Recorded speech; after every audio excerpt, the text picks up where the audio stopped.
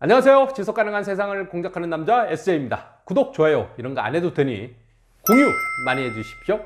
2021년 새해가 되자 시장에 흥미로운 소식이 들려왔었죠. 애플이 자율주행이 가능한 전기차 애플카 생산을 국내 완성차 업체를 포함한 여러 글로벌 완성차 제조사들과 협의 중이라는 뉴스였습니다. 이 소식이 나오자마자 해당 자동차 기업의 주가는 20%나 폭등합니다. 그리고 시총순위 4위까지 상승했습니다. 어느 기업인지 아시겠죠? 며칠 뒤 미국 CBS 방송에서 애플이 중대 발표를 할 것이라고 예고하자 그야말로 시장 기대는 절정에 달했었죠. 그 중대 발표 날짜가 삼성전자의 갤럭시 21 시리즈 언팩을 하루 앞둔 시점이니 당연히 사람들은 애플카와 관련한 핵심 사업 뉴스가 나올 거라 예상했습니다. 발표 당일 애플 CEO 팀 쿡 입에서 나온 말은 전혀 뜻밖의 인종차별 해소였습니다. 팀 쿡은 CBS 방송에서 흑인대학과 협력해서 전국의 학습허브 100여 곳을 설립하는 등 인종차별 해소를 위해 1억 달러를 투자하는 인종 간 평등 및 정의 이니셔티브 프로젝트를 단행하겠다 였습니다. 네, 중대 발표를 한 게 애플카가 아닌 바로 ESG 경영이었던 거죠.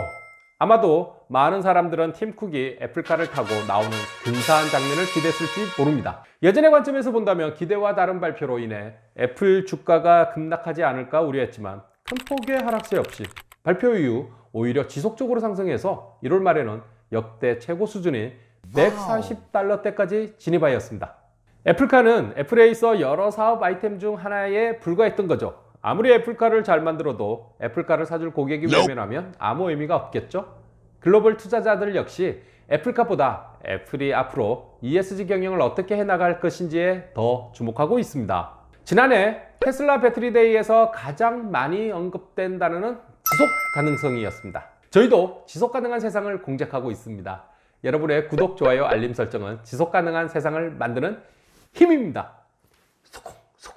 테슬라는 코발트 채굴 과정에서 아동노동 착취와 환경오염 논란으로 홍역을 치렀는데요. 인권침해와 불법 채굴을 인지했음에도 불구하고 이를 방조했다는 이유로 국제권리변호사회로부터 2019년 피소된 것입니다. 테슬라는 2019 임팩트 보고서에서 코발트를 사용하지 않는 코발트 프리 배터리 개발 계획을 발표했습니다. 100% 니켈 배터리를 만드는 코발트 프리를 지향하는 한편 공급망 내에 있는 노동자의 인권보호, 안전한 근무 환경을 조성하겠다고 보고했습니다. 배터리를 공급받는 과정에서 발생할 리스크가 기업 경영에 직격탄을 날리자 스플라이 체인의 투명성을 강조하고 나선 것입니다. 이는 기업의 리스크 관리에서 공급망 ESG가 떠오르는 전례가 됐습니다. 매년 1월 초에는 미국 라스베가스에서 국제전자 제품 박람회 CES가 열립니다.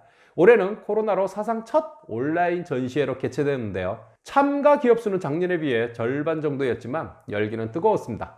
특히 이번 CES는 친환경과 ESG가 강조되면서 CES 2021의 진짜 주인공이 로봇, 전기자동차가 아닌 ESG라는 말이 나올 정도였다고 합니다. 이건 CES 2021 기조연설만 봐도 알 수 있는데요. 마이크로소프트 최고 법률 책임자인 브래드 스미스는 기조연설에서 경제, 사회적 도움을 주는 동시에 기본권을 훼손할 수 있는 기술의 양면성에 대해 발표했습니다. 네, 아까 애플처럼 최신 제품을 들고 나온 것이 아니라 최고 법률 책임자가 기술의 양면성을 지적하며 기업의 사회적 책무와 역할에 대해서 기조연설을 한 것입니다. 또한 다른 기조연설에서 제너럴 모터스의 CEO 메리 바라는 지금까지 가솔린과 디젤에 의존했던 전 세계가 완전한 전동화의 미래로 전환될 것이라고 발표합니다. GM 역시 사람들의 시선을 끌만한 혁신적인 미래 자동차나 신기술을 선보이지는 않았습니다. 대신 석유에 의존하던 시대에서 탄소 배출이 없는 전기와 자율주행차의 시대로 전환하겠다며 교통사고 제로, 교통체증 제로, 탄소 배출 제로의 3제로 세상을 만들겠다고 비전을 밝힌 것입니다. 메리바라 CEO는 코로나 팬데믹 이후 극적으로 변한 비즈니스 환경과 소비자 행태 변화로 인해 변곡점이 발생했고 이를 적극적으로 돌파하겠다는 의지를 표명한 것인데요. 과연 멋진 미래형 자동차 발표가 없어서 사람들이 GM에 실망했을까요? 아닙니다. 기조연설 후 GM 주가는 일주일 사이 22%나 오르며 연일 사상 최고치를 경신했습니다. 이 발표는 산업자본주의를 이끌었던 자동차 산업의 대전환을 선언한 것이었고요. 112년 역사의 GM의 비즈니스 모델 변화를 의미합니다. 굉장하죠? 세계적으로 친환경 중심의 ESG가 핵심 트렌드가 되고 있음을 CES 2022를 통해 확실히 알 수 있었습니다. 대한민국에서는 올해 초부터 SK, 현대차, LS, 한화 등 대다수 기업의 총수가 올해 경영 방침으로 ESG를 꼽았습니다. 올해를 ESG 경영 원년으로 선포하는가 하면 친환경, 저탄소, 미래가치를 강조하는 이미지 광고가 잇따라 나오고 있고요. 연일 언론 매체에서는 ESG 관련 기사가 쏟아지고 있습니다. 이제 일상에서 ESG라는 단어를 한 번이라도 들어보지 못한 분들은 거의 없을 듯합니다. 최근 저희가 서울시와 함께 ESG 관련 포럼을 주관했는데요. 그때 진행을 맡은 글로벌 IT 기업의 CSR 매니저님은 이런 현상에 대해서 이렇게 이야기했습니다. 저희 남편이 공대 출신에 중공업 다니고 그리고 제조산업 쪽으로만 일을 했어요. 그래서 제가 일하고 있는 소셜 섹터 쪽으로는 정말 지식이 전무한 분이거든요. 근데 남편이 ESG를 알더라고요. 그래서 이거는 정말 큰 빅 웨이브로 오겠구나. 기업의 사회구조가 탄소 중립과 양립할 수 있는 계획을 공개하라. 세계 최대 자산운용사 블랙록의 레리 핑크 CEO의 편지 한 통이 화제를 보았습니다. 참고로 블랙록의 운영자산은 한화로 대략 1경 가까이 되는 큰돈입니다. 1경? 야, 도대체 공이 몇 개야? 둘, 넷, 여섯. 레리 핑크 CEO는 2021년 1월 기업 CEO들에게 보낸 연례 서한에서 넷제로 달성 목표를 기업 전략에 어떻게 통합하고 있는지 알려달라고 강조했습니다. 이에 앞서 작년 2020년 서한에선 앞으로는 기후변화와 지속가능성을 투자의 최우선 순위로 삼겠다고 말했었죠. ESG 경영 실천 기업에 투자를 강화하겠다는 선언에 이어 올해는 ESG 경영 체계와 장기 전략 공개로 ESG의 이행 가속화를 요구한 것입니다. 세계 금융의 리더격인 블랙록의 강한 의지 표명은 ESG 경영 시대에 기폭제 역할을 했을 뿐 아니라 파급력도 대단했습니다. 이어서 다른 글로벌 자산운용사들도 ESG 관련 상품을 출시하는 등 ESG 투자에 동참했습니다. 특히 코로나 위기 속에서도 ESG 투자 기업에 대한 수익률이 높아지면서 ESG에 대한 관심은 더욱 고조되었습니다. 착한 기업 투자가 각광을 받으면서 기업 입장에서는 ESG에 부응할 수밖에 없는 환경이 만들어지는 것이죠. 기업에게는 ESG가 생존이 걸린 문제로 다가온 것입니다. 블랙록은 바이든 행정부의 경제 정책에도 상당한 영향력을 행사할 것으로 보입니다. 블랙록에서 지속가능 투자팀을 이끌었던 브라이언 디즈를 NEC 위원장에, 그리고 레리 핑크의 비서실장으로 일했던 윌리 아데모를 재무부 부장관으로 지명했습니다. ESG를 중시하는 블랙록의 경영 철학이 바이든 행정부의 정책에도 반영될 것임을 시사하기에 충분하죠?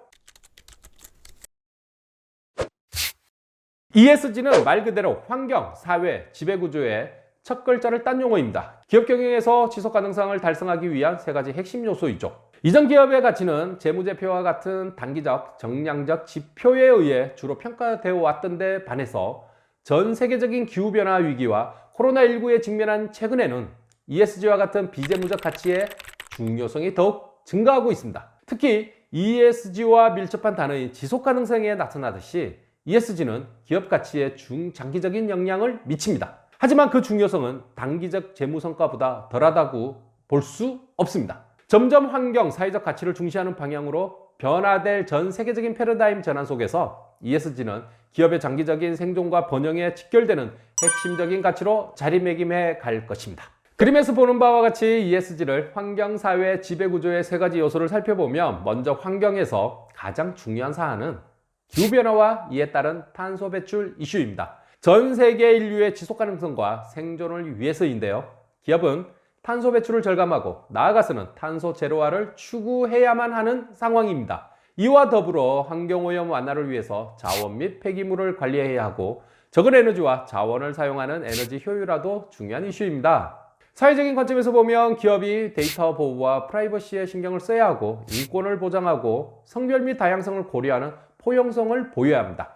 지역사회와는 협력관계 구축에 힘써야겠습니다. 지배구조 관점에서는 이런 환경과 사회적 가치를 기업이 실현할 수 있도록 뒷받침하는 투명하고 신뢰도 높은 이사회 구성과 감사위원회 구축 등이 필요합니다. 또한 뇌물 부패를 방지하고 로비 및 정치 기부금 활동에서 기업 윤리를 준수함으로써 좋은 지배구조 가치를 확보할 수 있습니다.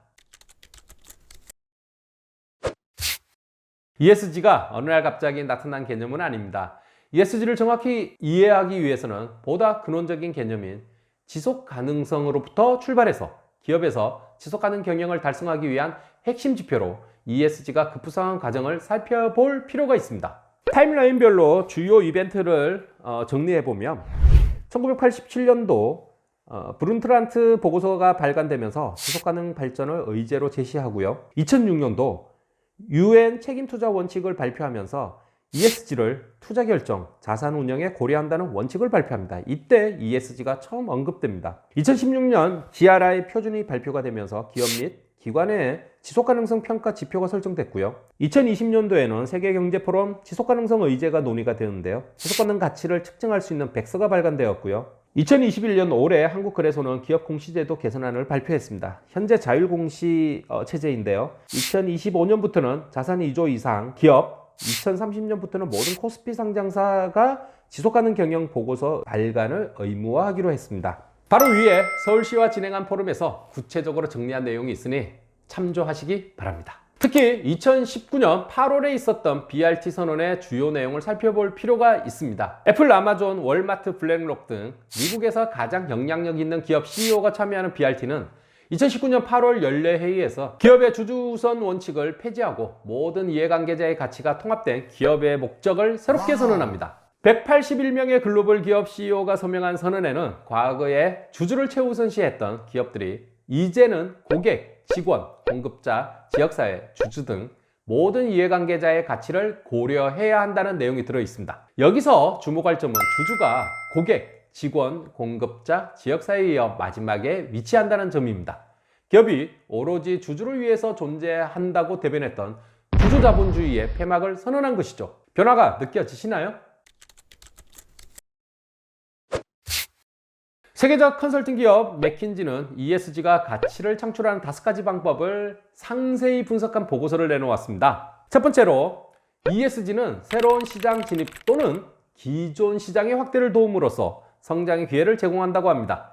정부 또는 지방정부가 기업을 신뢰하면 해당 기업의 성장 기회가 될 수 있는 시장 접근을 허용하고 사업 승인 등을 할 수 있다는 거죠. 실제로 미국 캘리포니아주 롱비치에서는 대규모 인프라 프로젝트를 진행하면서 지속가능 경영에 대한 평가를 토대로 민간 기업들을 참여시켰다고 합니다. 두 번째는 ESG는 제품에 대한 소비 시장의 수요를 증가시킬 수 있다고 합니다. 사례로 ESG 경영을 잘한다고 평가받는 유니레버는 물을 훨씬 적게 사용하는 식기 세척제 썬라이트를 개발했는데요. 이게 시장에서 큰 호응을 얻었습니다. 이 제품은 물론이고 물 사용을 절약하는 다른 제품까지 덩달아 매출이 늘어났습니다. 세 번째, ESG를 기업 경영에 적용하면 비용을 크게 낮출 수 있다고 합니다. 사례로 페덱스는 35,000대의 수송 차량을 전기차 또는 하이브리드 차로 전환한다는 계획을 추진 중입니다. 현재까지 20% 정도 차량을 교체했는데요. 연료 소비를 19억 리터 가까이 줄였다고 합니다. 네 번째, ESG 경영으로 좋은 평가를 받는 기업은 정부의 규제 리스크가 줄어들거나 오히려 정부의 지원을 받을 수 있는 효과를 누린다고 합니다. 맥킨지 분석에 의하면 미국 기업의 순익 중에서 규제 리스크가 있는 순익의 비율은 3분의 1에 이르는데요. 업종별로 이 비율은 규제가 상대적으로 강한 은행과 자동차, 항공 등의 업종이 각각 50에서 60%, 수송이 45에서 55%, 통신과 미디어는 40에서 50% 순이라고 합니다. 정부 규제의 영향을 받는 순익 비중이 이같이 높은 만큼 ESG를 통해 좋은 평가를 받으면 규제에 따른 순익이 변동되는 리스크를 낮출 수 있다고 합니다. 마지막으로 ESG는 생산성 향상을 가져올 수 있다고 합니다. 실력 있는 인재를 확보하고 직업에 대한 만족도를 높여서 생산성을 높일 수 있는 거죠. 포천지가 선정하는 일하기 좋은 100대 기업을 대상으로 25년간 기간에 걸쳐서 조사한 결과 이들 기업의 주가 수익률은 다른 기업에 비해서 2.3%에서 3.8% 높게 나타났다고 합니다. ESG 경영이 단기는 물론 장기적으로도 가치를 창출하고 있다고 다수의 기업인과 투자 전문가들은 말하고 있습니다. 국내 인구의 3분의 1을 차지하는 MZ세대는 가성비보다 가심비를 중시하는데요. 이들이 주 소비층으로 부상하면서 ESG 투자, ESG 경영 못지않게 ESG 소비가 화두가 되고 있습니다. 다른 세대의 수도 있겠지만 특히 MZ세대는 구매하려는 제품이나 브랜드가 환경보호에 기여하는지 윤리 경영을 실천하는지를 따집니다. 단순히 싸고 좋은 물건이 구매를 결정하는 필수 요건이 아닌 거죠. 자신의 신념에 부합하는 가치 소비를 하는 겁니다. MZ세대들은 개인의 취향과 사회적 신념에 대해 솔직하고 거침없이 표현하고 행동합니다. 이를 일컬어 미닝아웃이라고 하는데요. 이 미닝아웃의 판단 기준이 ESG가 되고 있는 겁니다. 예를 들면 환경보호를 위해 포장재를 줄인 제품을 선택하거나 가격은 좀 비싸도 유기농 제품을 선호하는 것이죠. 불편해도 내 머그컵이나 텀블러를 이용하는 것도 ESG 미닝아웃의 행동입니다. 자유와 프라이버시를 중요시 여기지만 사회적 이슈에 대해서는 SNS를 통해서 공동체적 연대를 빠르게 형성하기도 합니다. 예를 들자면 오너 일가의 갑질이나 경영진의 횡령, 도덕성 논란이 불거진 기업에 대해서는 불매운동, 경영진 사퇴 요구 등을 행동으로 보여줍니다. 본사 직원이 대리점주에게 포근하거나 강요하고 창업자의 손자, 손녀가 사회적 물의를 일으키자 MZ세대들은 해당 기업에 대해 불매운동을 나섭니다. 무서운 건 해당 기업이 위탁 생산하는 제품이나 해당 기업이 만들었지만 기업명이 표기되어 있지 않은 제품까지도 찾아내서 SNS상에서 공유를 통해 철저하게 문제 기업을 응징한다는 것입니다. 다른 경우로 MZ세대의 돈줄에 혼난 업체도 있습니다. 국내 한 치킨 프랜차이즈 업체 점주는 가정 형편이 어려운 형제가 가게 앞을 서성거리자 공짜로 치킨을 대접했습니다. 이후에도 형제가 찾아올 때마다 치킨을 제공하고 미용실에 데려가 머리를 잘라주는 등의 선행을 베풀었죠. 이 호의에 형제는 고마움을 표현하기 위해 본사에 편지를 보냈고 본사 대표가 SNS에 편지를 공개하면서 널리 퍼졌습니다. 이 훈훈한 이야기가 알려지자 온라인 커뮤니티에서는 MZ세대들이 돈줄을 내주겠다며 해당 가게로 치킨 주문이 폭주했습니다. 밀려드는 주문에 점주가 음식 품질을 보장할 수 없다고 잠시 영업을 중단해야만 하는 해프닝이 벌어지기도 했습니다. 착한 일에는 확실하게 보답하는 MZ세대들의 성향을 단적으로 보여주는 사례입니다. 과거 소비자들은 기업이 생산한 제품 디자인, 품질 등에 집중했다고 하면 최근에는 많은 소비자들이 내가 사용하는 제품이 어디서 어떻게 생산되는지, 나아가 제품이 담고 있는 가치관과 신념, 사회 환경적 책임은 다하고 있는지까지도 관심을 가지고 구매를 하고 있습니다. 전 세계 소비시장의 주역으로 부상하고 있는 MZ세대의 소비 성향 변화는 기업들에게 ESG 활동이 더 이상 선택이 아닌 필수 요소로 인식되게 하고 있습니다. 지금까지 ESG에 대해 간략히 알아봤는데요. 여러분은 이런 생각 들지 않으세요? 우리가 어릴 때부터 자라면서 항상 들어온 이야기들입니다. 쓰레기 함부로 버리지 마라. 물 아껴 써라. 다른 사람들에게 패키지지 마라. 거짓말을 하지 마라. 사람 차별하지 마라. 이웃을 도와라. 늘 들어왔던 지극히 상식적인 이야기들입니다. 근데 이게 바로 ESG가 아닐까요? 여기 특별히 어려운 일이 있나요?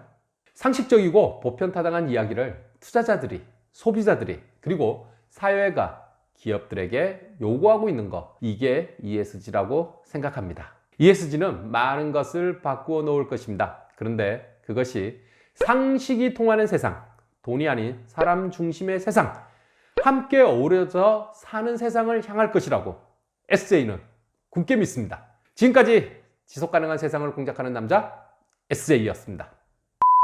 야, 이거 댓글 봐봐. SJ가 뭐냐고 묻는 질문이 있네. SJ는 스마트 자키, 소셜 자키, 스토리 자키입니다. 결정적으로 제 이름이 성진.